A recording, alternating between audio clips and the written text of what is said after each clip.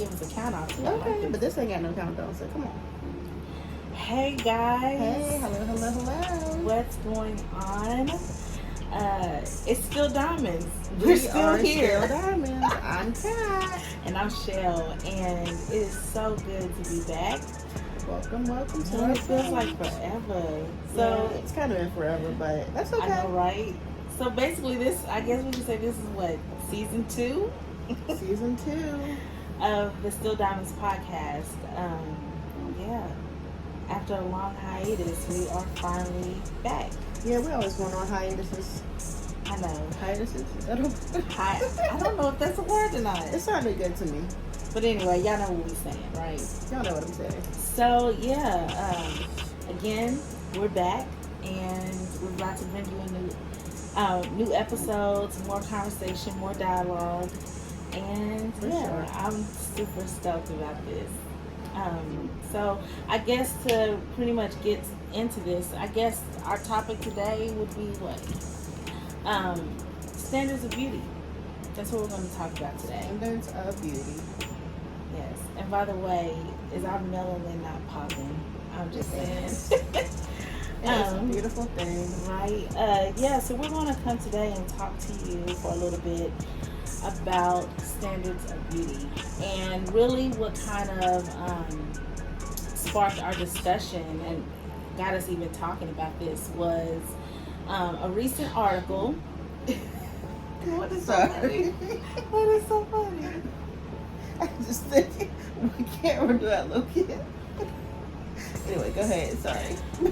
So we got like 3 cameras going up, y'all. So yeah, it's real serious here. Yeah. So back to what I was saying. Sorry. Because I don't know if we can edit this. Okay. Y'all should see. It's real. This is what it's it real. is. What sparked our discussion about this, or even us wanting to bring this topic, was. So sorry. I need you to get it together. I'm so sorry. I have the giggles here. I'm so sorry. I apologize, Kat, on behalf of me. Oh my gosh. I'm going to try to keep going. Yes, she's the one that's going to So, get it together what for got us. us even talking about this conversation was an article that I actually came across talking about Nigeria. So, yeah, I made notes. Okay. So basically, starting October 1st is the last thing I read about it, was saying that Nigeria is going to become the first country to officially ban the use of foreign models. Now, this article says ban the use of white models in advertising and voiceovers, but the original statement was foreign models, so anyone that is not Nigerian. Right. That is going to be the decision came from the Association of Advertising Agencies of Nigeria. Right, and they put out a post of it. It was like They an did. official post. They did. They put a post on Twitter about this. Yeah, so I'm going to read. So the actual statement, what they're stating says that all advertisements, advertising and marketing communications materials should only use Nigerian models and voiceover artists. Basically, so apparently they're trying to what do you want to say? How do I say it? Have only promote Nigerian models, actors, voiceover artists. Yeah, there are efforts in to their advertisements to promote local talent. Right. So, just reading here, the president of the Association of Advertising Agencies of Nigeria, named Steve Babeko. Those names. Can't They're pronounce hard. it. Is basically he was basically stating that Nigeria's had a big boom and renaissance and like a new sense of pride among young people of the country. So they're just trying to basically promote that built that up have more sense of pride in their country, because apparently, um, quite. I'm trying to see the actual percentage. Um, I'm actually not seeing it in my notes. The percentage of white individuals that appear in their advertisements. Right, that appear in their advertising. I'm not seeing it in my notes, but again, this starts October 1st. It's pretty soon. It's the beginning of next month, so. And it's going to. It says it's going to require advertisers to pay 100,000 naira, or which is like equivalent to $240 for every foreign model they use. So when you think about that, that's actually kind of expensive. I mean, that adds up. Yeah, well, that's a way for them to make money. So. Right. I personally think that's a beautiful thing, to really promote the beauty of their culture, the beauty of their people. It is. But I have heard like it's been some backlash. They're getting a little bit of heat from that regarding that decision. Some people have said that it's, racist, which I'm like, how can you be racist promoting your own people? Right. And looking out for your people? But anyway, and then I just actually saw this article today from the BBC News, and they're, people are saying that the ban on foreign models won't work. So I don't know if you want to chime in there, or what you found, or what you thought about. Okay, so in my point of view, when I first heard the announcement, like, I kind of thought about it, thinking, what are they trying to do? Like, it's definitely a good thing to try to promote local talent, especially if foreign or non-Nigerian people come through and, they want to model, and it takes away from what the local people are able to do. And I start thinking, like, how does that look? Like, imagine looking at an advertisement or a voiceover, hearing a voice that doesn't sound like you, that doesn't look like you. Like, there are definitely benefits in seeing someone, like, advertise, for example, an outfit, like with your same skin tone, or to, like, a product, like a skincare product. Like, how are you going to know it's going to work on your skin if someone who's, like, fair complected is actually advertising it? Like, just like some colors, like, I know some colors look really good on my skin, but if I see it on a model that's a fair complexion, I'm less likely to buy that product, because it doesn't have that same effect on how I think it might look on me. So I think it's definitely a good thing that they're trying to go and promote local talent. It gives, like, employment opportunities for local people. It keeps the money in Nigeria instead of going overseas or wherever it may go.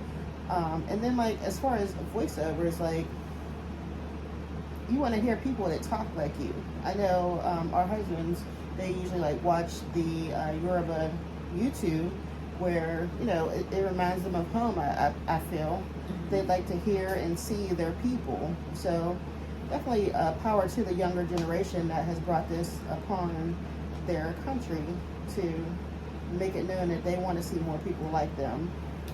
Right, and I mean, to me, like, what's wrong with promoting beauty from within?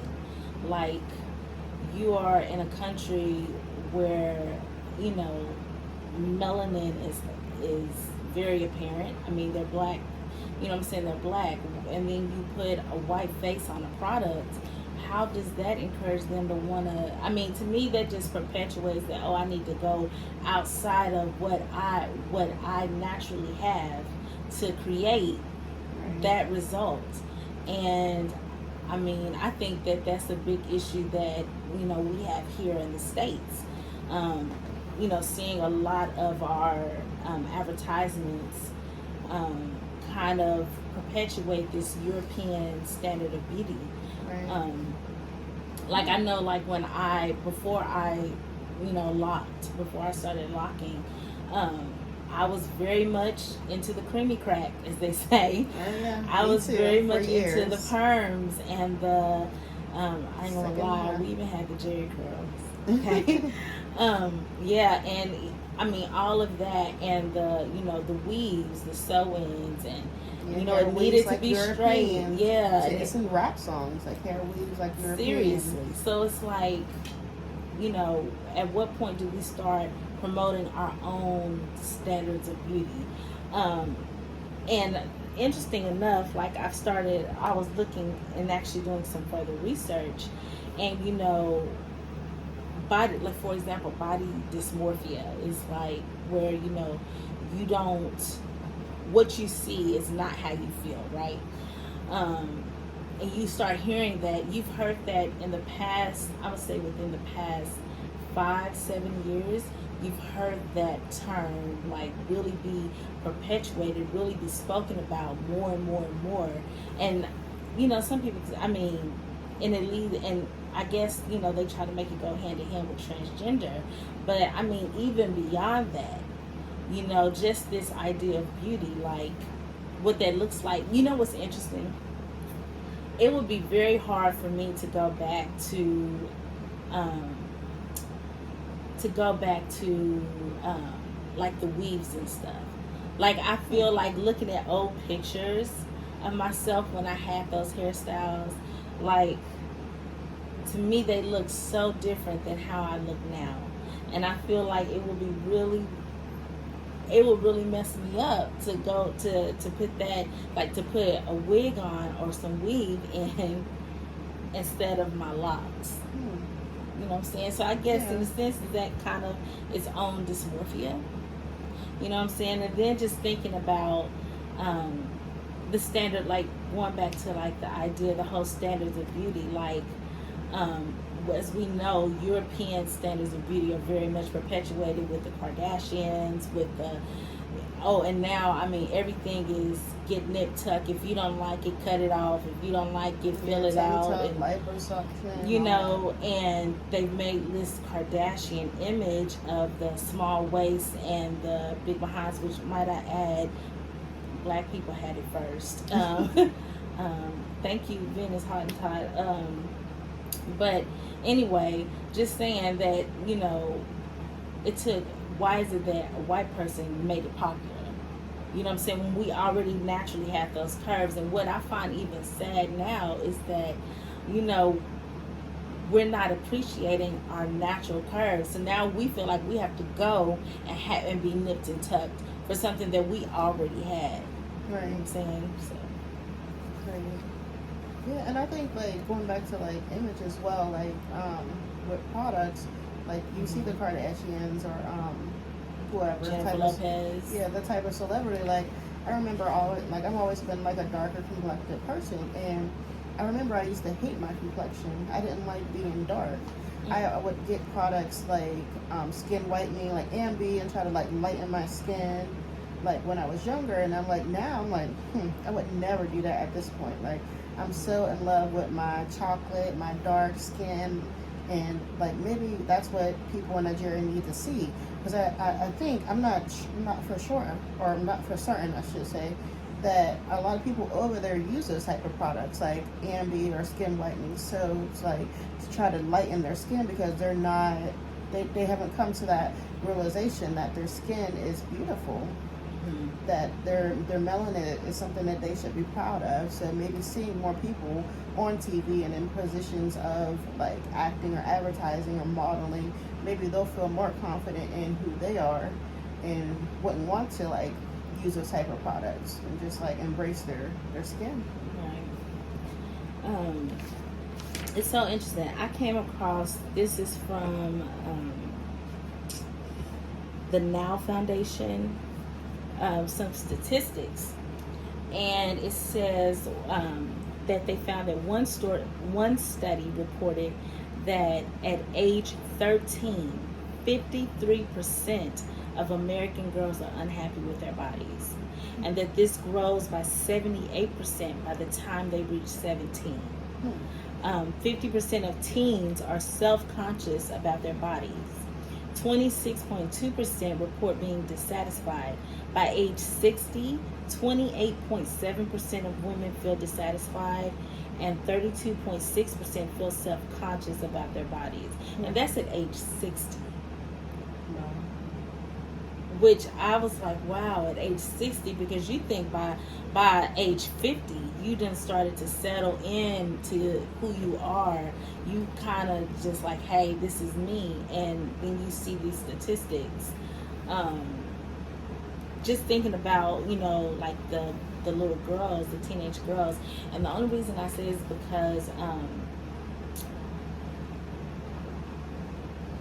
I have a niece who I guess some things have been said about her complexion. She's also very chocolate, beautiful chocolate, and she got teased about that. And they just kind of bothers me because it's like, who are we raising? You know what I'm saying? This is what our children are gonna have to walk into, especially girls. Especially girls, about not feeling good about the skin that they're in, and like I feel bad about that.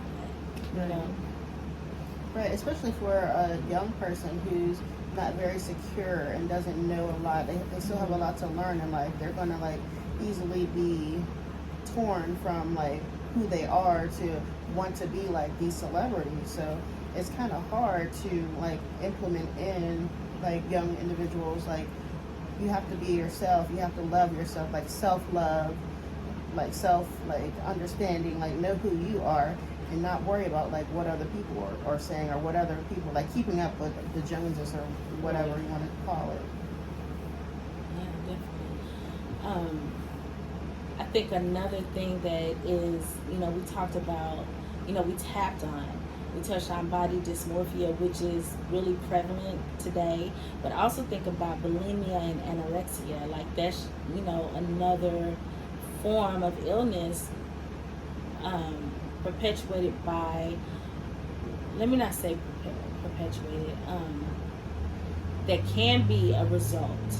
That can be a result of these unrealistic beauty standards, right?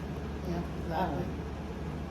And I think that, just thinking about from a young person's perspective, instead of just looking at it from that, I mean, look at it as a young adult, like, what I'm saying, in her 20s, in her 30s, apparently in her 60s, that, even at that age, you're still grappling with what you see on your TV screens, what you see in your magazines. Like, I remember when I used to study modeling or whatever, we would have to, that was one of the things that we'd have to do in the class, is look at these magazines, look at these women in these magazines, and again, this unrealistic idea of beauty. And when you think about it, we're just talking about from an American perspective. We're just talking about what we see as Americans on our television screens. But when you think about it, there is beauty standards all over the world. I mean, Asian women tend to go for lighter complexions. Some African countries believe in the whole idea of body scarification, right?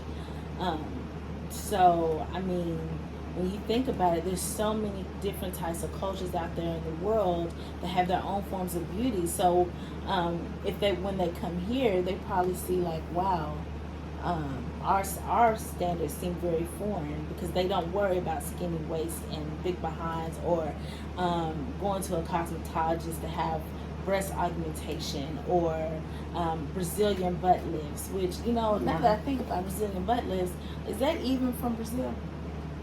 I don't know. I don't know. I didn't Like, call it real Brazilian talk. butt lift. Like, where do they get that from? Yeah, that's a good question. You know what I'm saying? Do Brazilians take pride in knowing that a butt lift is named after them? Yeah, like do Brazilians have like butts that are worth lifting your butt to look like? Right. That's what it makes me think. Like real talk. Really random, but seriously, like you think about it, like where did that Just even keep it come real. from? I don't know. It is a good question. What else did you have? When you were talking, I lost my train of thought. I'm sorry. When you were talking, it made me think of like how important it is for people to see, um, like people that look like them. Like when you look at catalogs or magazines, there's not a lot of plus size models. There's like standard size or what society sees as standard size. So like even with the color, like race of people, like maybe it is a good thing for younger people to grow up seeing like people that look like them in magazines and books and things like that. And I know one thing I've been looking at online a lot right now is like the Little Mermaid that's coming out in next year with Chloe. Haley. Sorry, I knew it was one of them. Anyway, Haley. And then people were like, so I don't want to say against. People were like, it's controversial because she's a black lady. She's beautiful, and they don't see her as a Little Mermaid. I'm like, well, what is a Little Mermaid? You know, just because when we were younger, we saw a version of a Little Mermaid. Why can't Haley be the Little Mermaid? You know, it's interesting you say that because we were just, a friend of mine, her and I were just talking about the Little Mermaid and the fact that, you know, the Little Mermaid, in all truthfulness, was not color specific. It's just about a mermaid. Right. The only one that we only thought of 3 that were colors, that were maybe color specific. That was Pocahontas, because it was understood she was Native American. Right. There was Jasmine, because it was understood she was Arabian.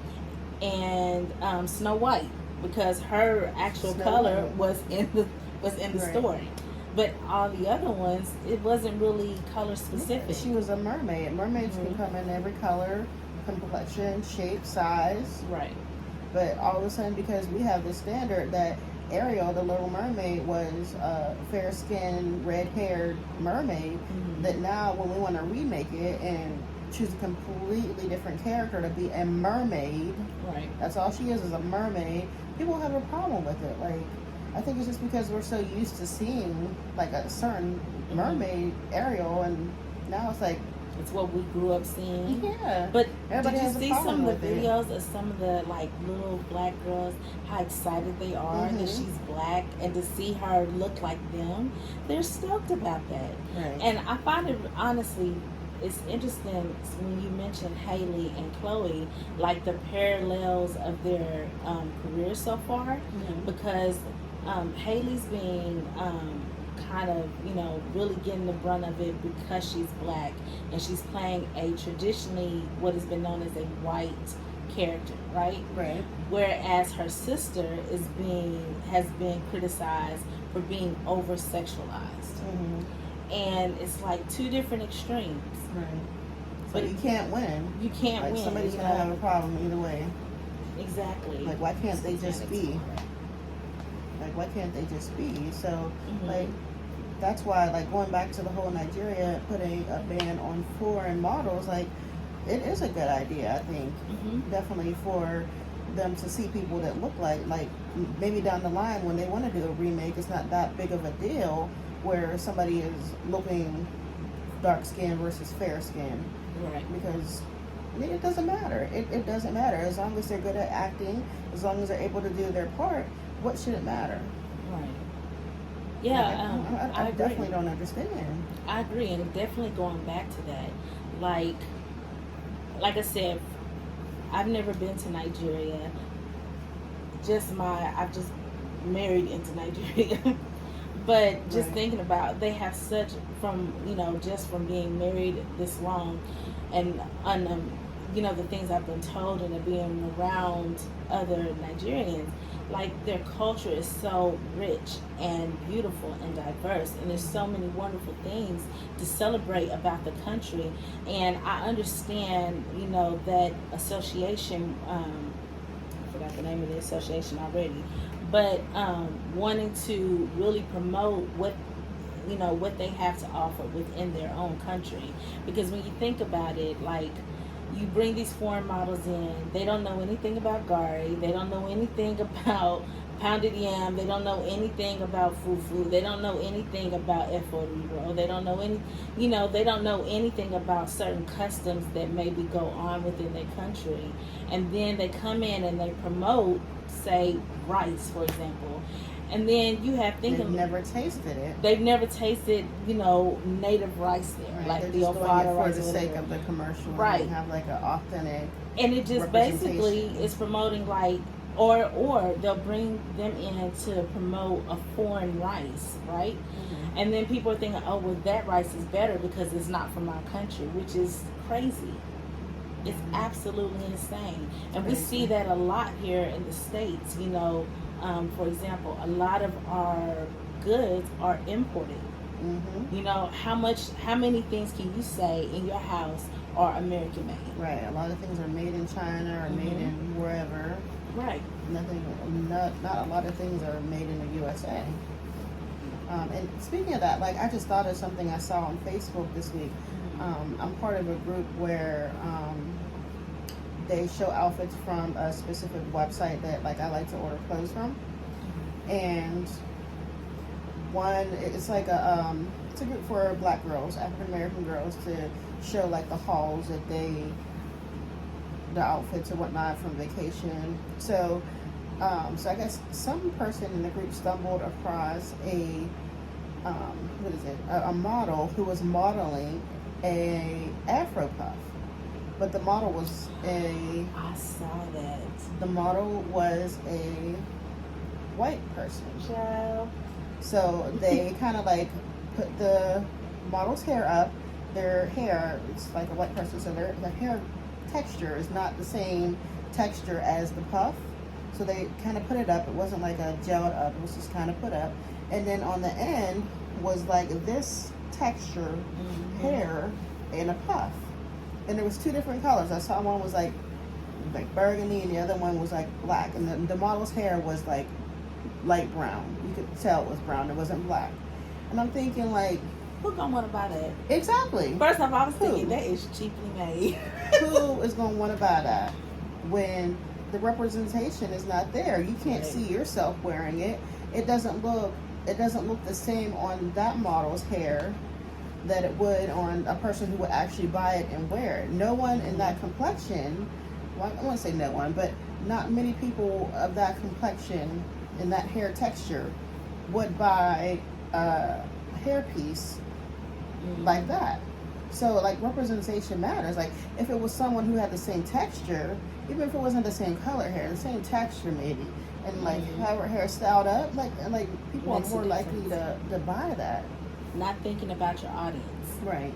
And who you're trying to sell to. Like no, don't get me wrong. The model, nothing to the model. The model was doing her job, right? But still, like why would they do that? That's my question. Why would they put a model in there to model something that's not for that type of texture? Do you think that those kind of images kind of lend itself to like cultural appropriation? Because now, even when you think about it, like you're seeing more and more European women starting with braids and styles that are typically known to be African American hairstyles, like even like faux locks. I've seen those, and like knotless. I mean, don't get me wrong. I mean, if it looks good, it looks good. I have no like problem with that. But where do you draw the line? Right. I'm going to say what bothers me about that though is that there are some people out there who be like, oh, I never knew this, or I never knew that. Like they make it seem like it's brand new. Yes, and that's exactly what I mean thinking. when I'm like culturally appropriating something. When you try to make it seem like it's just brand new, like this is the new thing, right? Like and it's been discovered. Yeah, and it's been with a specific culture, with a specific people for quite some time. Right. You know what I'm saying? So it's like you're trying to reinvent something that's already been out there for years down the line, like, and was already deemed beautiful, right, by that group of people. Like I feel like sometimes we don't get credit for a lot of things that we come up with, and then it's put on like somebody else or another culture, and it's like, oh, that's like the best thing since sliced bread. Like, what happened to it when it was, with our people, Right. I definitely agree. And I just want to play a little devil's advocate, like just about the whole Nigerian culture, and them shifting to only local people during their advertisement. It's like, like in one part of my brain, I think like, is it going to make them less aware of what's out there in the world if they see people only speaking their language, doing things that they, excuse me, doing things that they know? Like, is it going to help like culture them if they were more aware of like, I don't know how we're trying to say it, like they if they're more aware, like for example, You think, is it going to make them more closed off to what's out there in the world? like, are they going to know, like if we're starting with like a younger generation and that's all they know, when they grow up and maybe like move to the UK or move to the United States, are they going to be like totally like, what's that, you know, that type of thing? Mm-hmm. You know what I mean? Like just putting it out there, not saying that there's anything wrong with their decision, but just kind of putting it out there to see like a perspective of someone who would grow up from being a small child to an adult.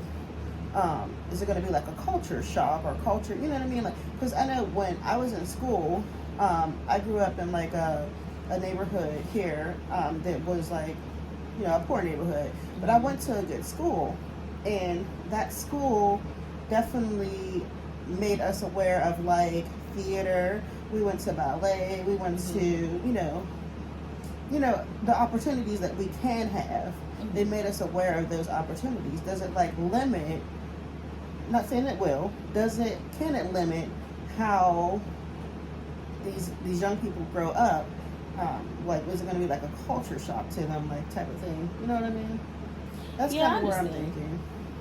Just playing devil's advocate, not saying that it's like. I mean, but it's a valid question. Right. You know what I'm saying? It's a very valid question and inquiry.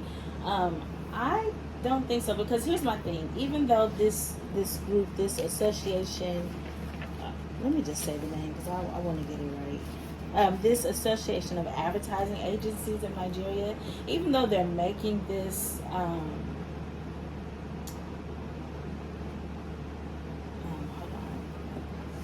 I think it stopped recording.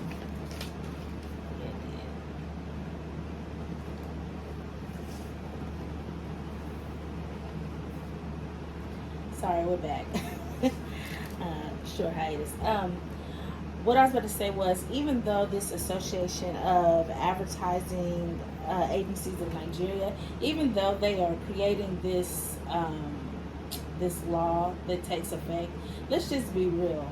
They're not going to be able to do away with all foreign goods, because they just our world, more, right? And our world, the way the world works, everybody is relying on each other in some form or fashion for goods, right? That's the whole idea of export and import, that whole exchange, right? So I mean, even though they're getting rid of, there's still going to be, people are still going to want Louboutins, people are still going to want Chanel, people are still going to want Gucci, people are still going to want Dawn soap, so they're not going to completely do away with it. People are still going to want Maybelline, people are still going to want CoverGirl. So it doesn't stop them from looking on the internet. Right. It just stops whatever advertisements are shown on local television or in local magazines. Right.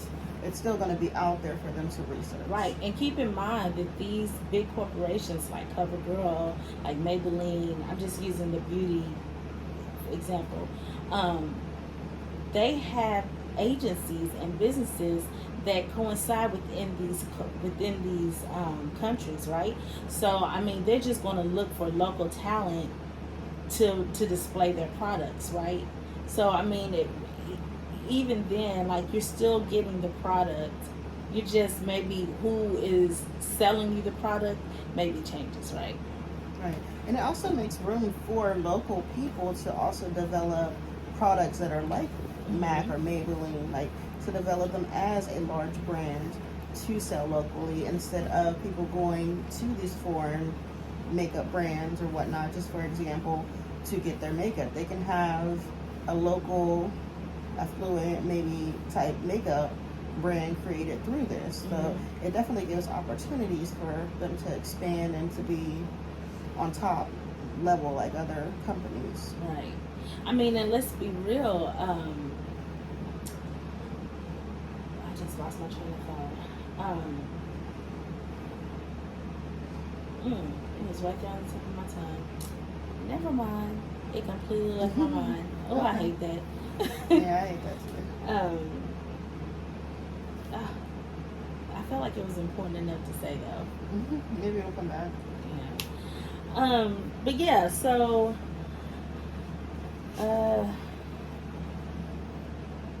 you know, we can go back, we can talk about this forever. Oh, that's what I was about to say. You know, the whole idea though too is to promote business and you know, economic and monetary increase within their country, right? Because you know, the naira, you know, like I said, what was that? 100,000 naira was only $240, right? So, you know, maybe trying to make the naira grow.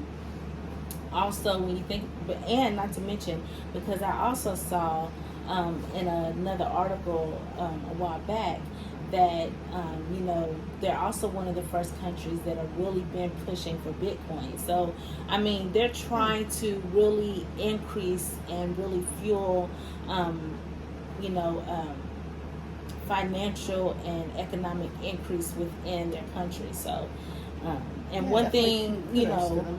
yeah, you know, one thing our husbands will tell us is that, you know, there's two sides to Nigeria, right?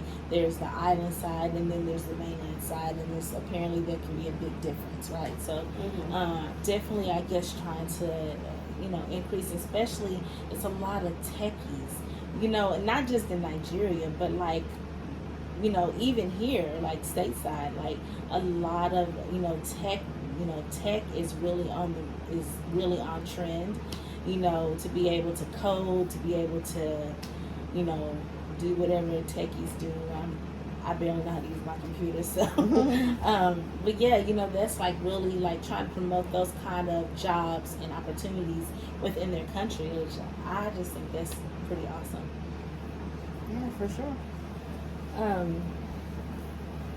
Well, I mean, Have any other tidbits to add? 'Cause I think I've gone over what I came no, up I with. mean, I think we're pretty much kind of can come to a close. Again, some of these things that I found, you can go onto the Now Foundation and kind of see, you know, what they, some of their statistics as far as, you know, body image, body dysmorphia, and other things. Kind of the statistics that I read to you earlier. I just printed it off. Again, I read a lot of the BBC News. Again, talking about, you know, this article specifically was talking about, you know, why they're saying from a viewpoint that the ban on foreign models won't work. But yeah, just body image. I think at the end of the day, like, you have to love yourself, and we really, like, especially to our young people, we really need to promote self-love. And then people were saying that it's racist. Do you think it's racist? No, I don't. Me either. Not at all. Not at all. Just to answer that question, I was thinking back to we addressed that earlier, but we Right. never really gave our opinion on that. So No, not at all. I don't see a problem with people, especially when you have 200 million people in your country, and you can't tell me that none of them are talentless or not beautiful, or for whatever you're trying to sell. Like, that don't even sound, you know. And if it's racist, then what is America doing?